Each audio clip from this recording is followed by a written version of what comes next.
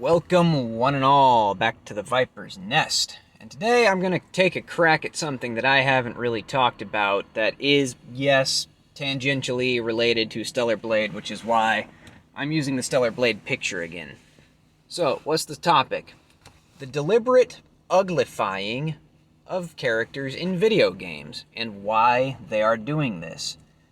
So, if you've been around the YouTube and have been paying attention, you know pretty much why people are doing this. There's certain groups of people that have gotten their fingers in the various different pies of the video game industry. I believe it was a report that came out of Microsoft that specifically said they wanted people to scale back both features of attractive males and females in video games so that people can better see themselves in video game characters.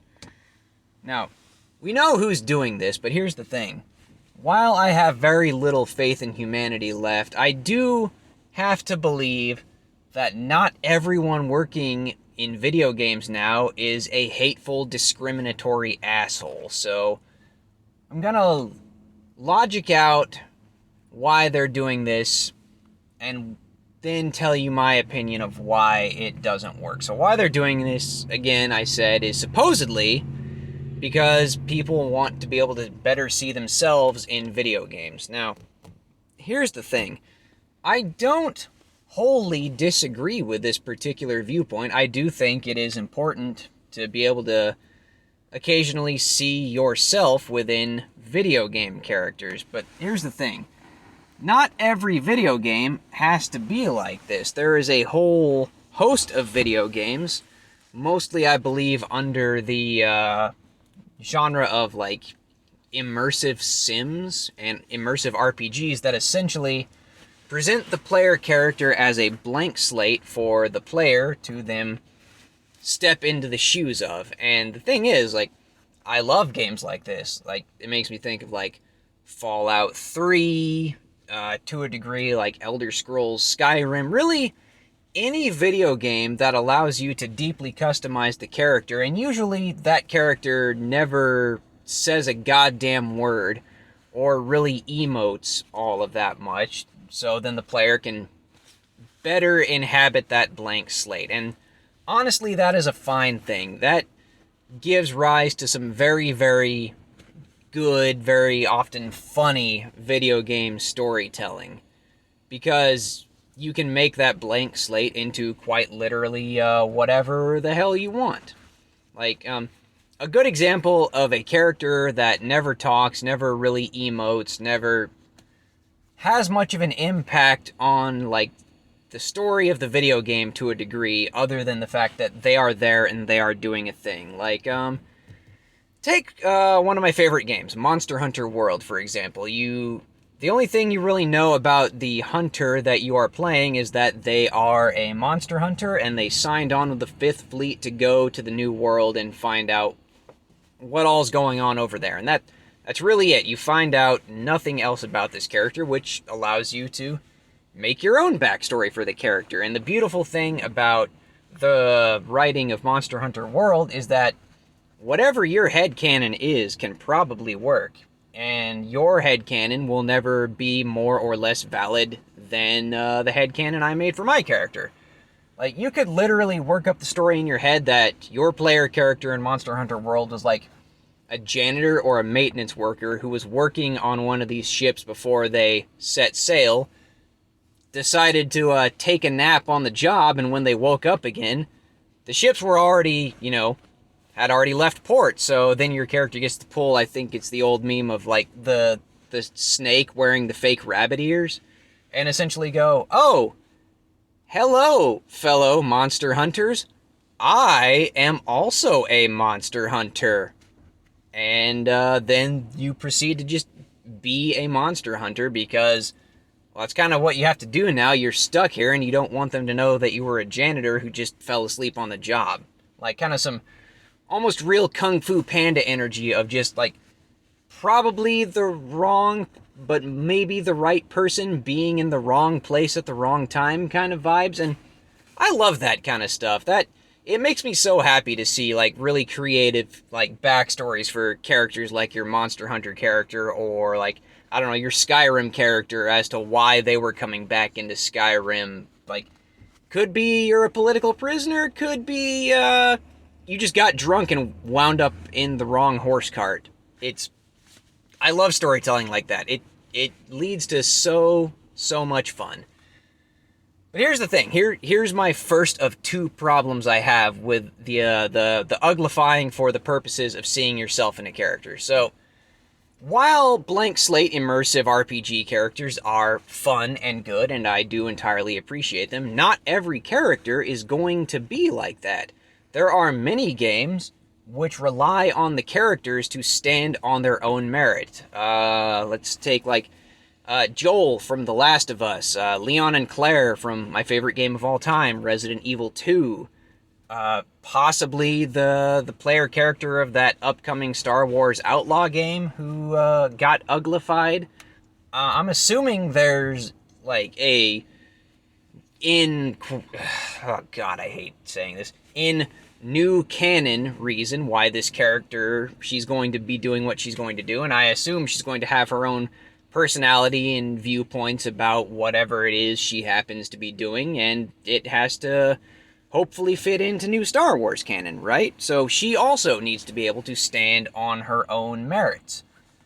So while you will most likely see something of yourself in these already existing characters that are supposed to stand on their own, it's not going to be total.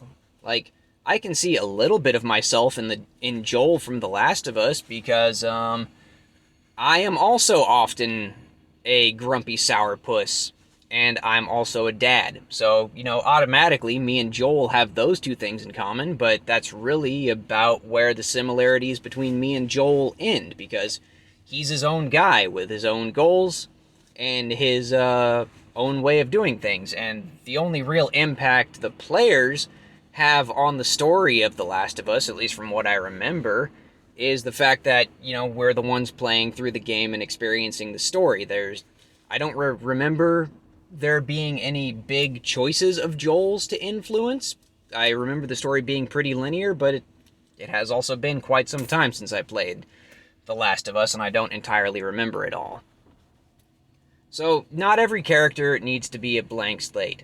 Oh, just thought of another really good example, thinking about Resident Evil. So, Ethan Winters from Resident Evil 7 and Resident Evil Village, despite the fact that in the game, without mods and whatever, you never actually see Ethan's face. But that doesn't stop him from being his own fully fledged character with his own goals and opinions, and he's his own character, period. The only thing you really affect as far as Ethan goes is choosing what weapons you want to use at any given point throughout the game. But again, there's no real choices that you can influence on to sway Ethan's actions one way or another. That story is linear. I know that story is linear because I played Resident Evil Village a lot more recently than I played The Last of Us. And these characters, obviously, have, their own physical features. Like, you take Leon and Claire, for example. They are beautiful people.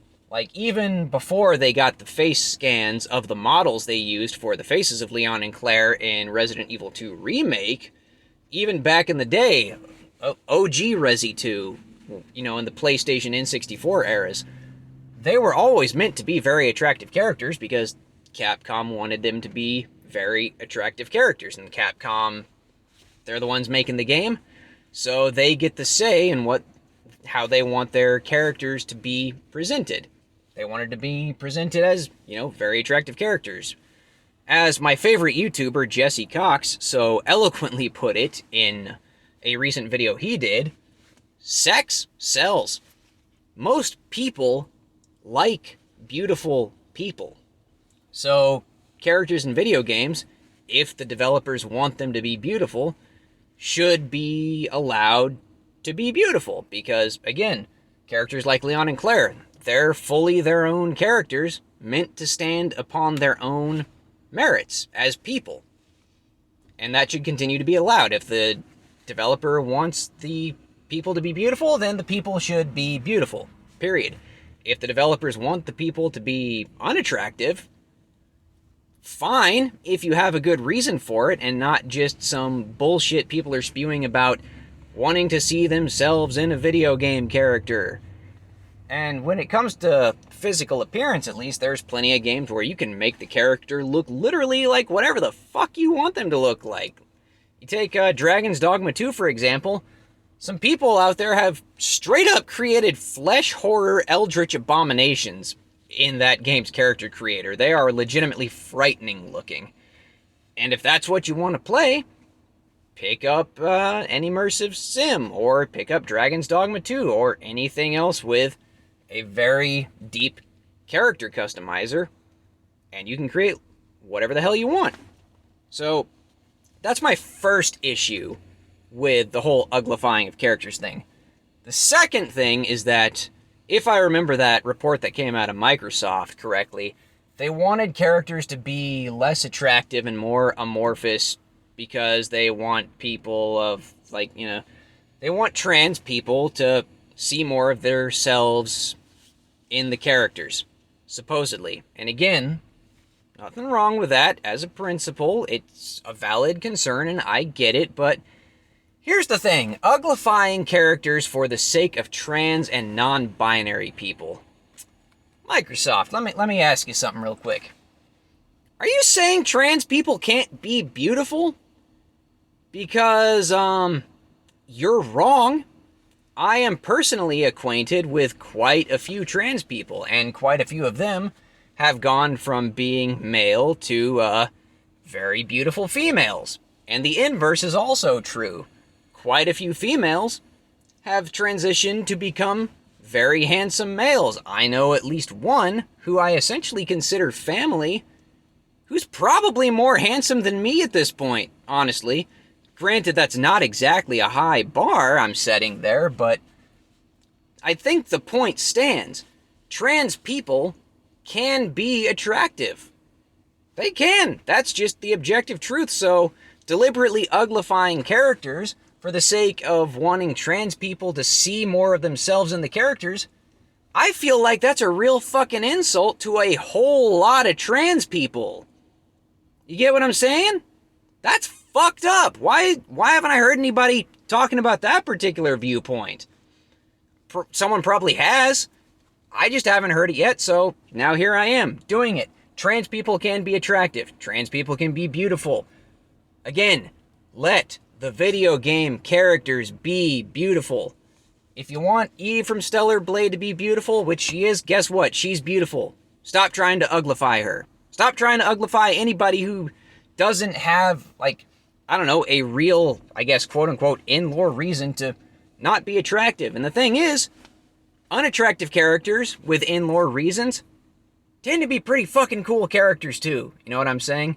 Whether they're just naturally unattractive or they've been, horribly scarred by, battle or accidents or something like that. Those are real cool characters too. Just make sure that if your character is, has been changed by an experience or is unattractive, just make sure there's a reason for it other than trying to be, quote-unquote, woke. I went as long as I could without using that goddamn word, but there it is. So, to sum it all up. 1, characters can be beautiful, let them be beautiful. 2, trans people can be beautiful. Let the characters be beautiful. You know who's a really good example in video games of a very beautiful trans character? Claire Russell from Cyberpunk 2077. She is possibly one of my favorite characters in that game. It is a real damn shame you can't romance her, but, well, once you find out about her backstory, there's a good reason you can't romance her. I get it. And also, I'm sure there's mods out there for it, but Claire's fucking awesome, man. She's trans. She's beautiful. I fucking love her. Well, thank you for listening. A like and a subscribe would be appreciated. Comment down below your thoughts on these matters. As always, see you next time, and have yourself a wonderful day.